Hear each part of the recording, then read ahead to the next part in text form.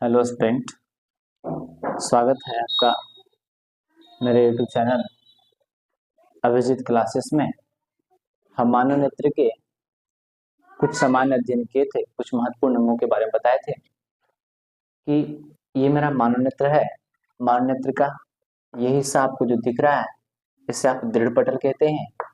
और दृढ़ पटल जो होता है वो अपारदर्शी होता है, अर्थात प्रकाश की किरणें इधर से इधर प्रवेश नहीं करती है।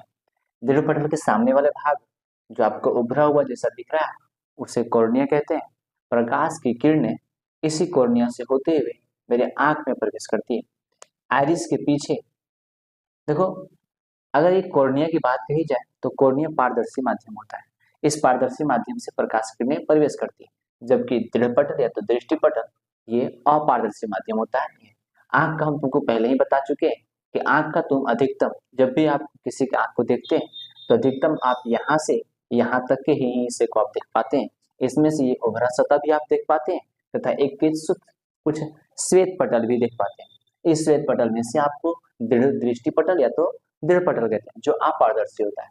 कॉर्निया ये आपका उभरा हुआ सतह था, पर ये पारदर्शी है। प्रकाश किरणें इधर से ही आपका कॉर्निया से होते हुए मेरे आंख में पहुंचती है। आंख में पहुंचती है। अगर आप इस कॉर्निया की बात करते हैं तो इस कॉर्निया के पीछे एक संरचना पाई जाती है जिसे आप आइरिस कहते हैं। आंख का रंग जो होता है वो इसी आइरिस के अनुसार से निर्धारित होता है। आंख का रंग निर्धारित करने में प्रमुख भूमिका आइरिस करता है। चलिए, आइरिस के बीच का जो स्थान है, आइरिस के बीच के स्थान जो होते हैं उसे आप पुतली कहते हैं। और पुतली के पीछे अगर आप बोले तो ये इससे लेंस पकड़ा होता है, ये सिलेरी मांसपेशियां कहलाता है और इससे नेत्र लेंस पकड़ा होता है। अब हम क्लास को आगे बढ़ाते हैं और आंख के एक अंग के कार्य को समझते हैं। कॉर्निया जो आंख का उभरा हुआ सतह था उससे क्या होता है ना कि प्रकाश से किरणें प्रवेश करती है। मानव नेत्र का सामने वाला वह भाग जो थोड़ा उभरा होता है कॉर्निया कहलाता है। कॉर्निया एक पारदर्शी माध्यम होता है। आंख में जाने प्रकाश किरणें कॉर्निया से ही प्रवेश करती है। ठीक है, आंख में जो प्रकाश किरणें जाती है वो कॉर्निया से प्रवेश करती है। आंख में प्रवेश करने वाला प्रकाश किरणें को अधिकतम अपवर्तन कॉर्निया के द्वारा ही हो जाता है। वहीं आपका प्रकाश किरण अधिकतम को मोड़ देता है। चलिए, अब हम कॉर्निया के अलावा अगर उसके नीचे उसके पीछे जो संरचना है आइरिस के बारे में प्रकाश करेंगे। देखिए, अगर आप आइरिस को अगर जानेंगे, आपको नेत्र में बता दिया गया था कि आपके आइरिस का जो हिस्सा है वो इसको आप आइरिस कहते हैं। आप इसे क्या कहते हैं? आइरिस। क्या है इसका नाम? आइरिस। आइरिस क्या करता है ना कि ये एक मांसपेशीय संरचना होती है। यह मांसपेशीय संरचना के आधार पे यह अपने साइज को कभी बड़ा कर लेता है तो कभी छोटा करने का कार्य करता है। ये बड़ा सर कब होता है, कभी छोटा कब होता है? बड़ा तब होता है ना जब आंख में अधिकतम प्रकाश की किरणें जाती है। आंख में जब जब अधिकतम प्रकाश की किरणें जाए तो ये अपने आप को बड़ा कर लेती है।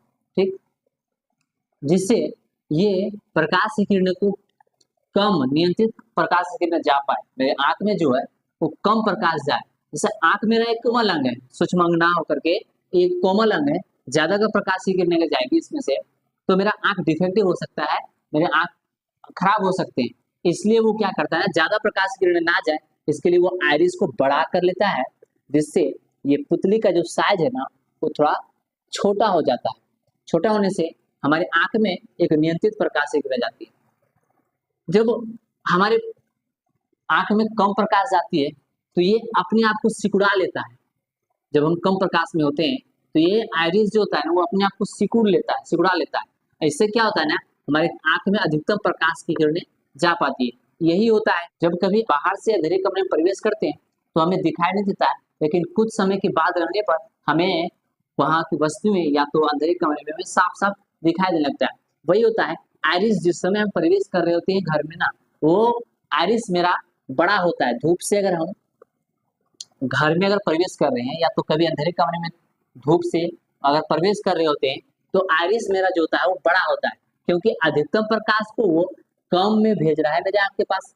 जब हम अंधेरे कमरे में चले जाते हैं तो उससे क्या होता है ना कि कम प्रकाश में वो अतिरिक्त रूप से दिखे कैसे, इसके लिए वो क्या करता है, अपने आप को सिकुड़ा लेता है। आइरिस क्या करता है, सिकुड़ जाता है, और ताकि प्रकाश किरणें पुतली से प्रवेश कर जाए। इसका मतलब यही होता है ना कि आइरिस जो होता है ना वो एक अपारदर्शी है।